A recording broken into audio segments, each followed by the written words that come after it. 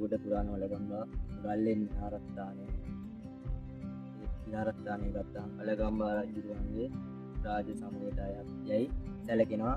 ඒ වුණත් ඒ රාජ්‍ය කාලයේ යයි කීමට කිසිදු ලිපියක් හෝ ඇනලිපියක් දෙන්ලිපියක් කිසිම දෙයක් සාධක හැටියට පවතින්නේ නැහැ. නමුත් ජනප්‍රවාදයේ පවතිනවා මේ විහාරස්ථානයේ වලගම්බා රජුගේ රාජ්‍ය සමයට අයත් වෙන.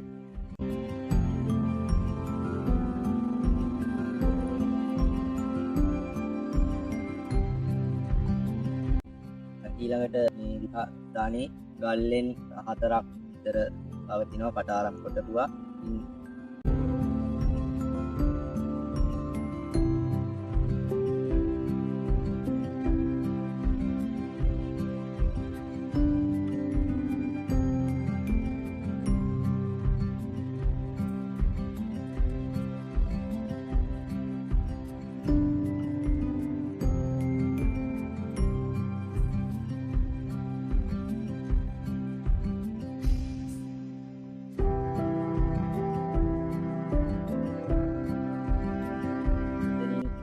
එක් ගල්ලෙනක් විහාර මන්දිරය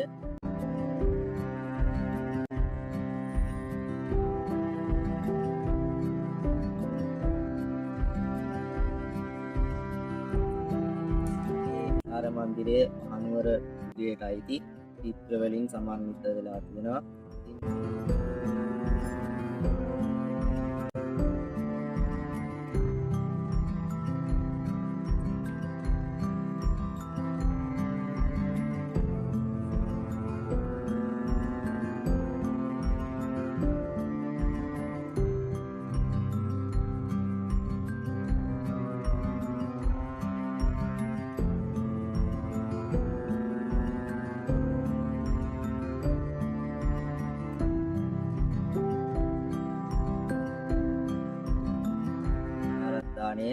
කාලයෙන් කාලයට වල්බී වෙමින් පැවතුණා. ඉන්පසුව 2016 වර්ෂයේදී මේ විහාරස්ථානයට අපි වැඩම කරන්න යෙදුණා. ඉන්පසුව එදා ඉඳලා විහාරස්ථානයේ සංවර්ධන කටයුතු සිදු කරමින් දායක පිරිසත් සමග ඉදිරියට පවත්වාගෙන යනවා.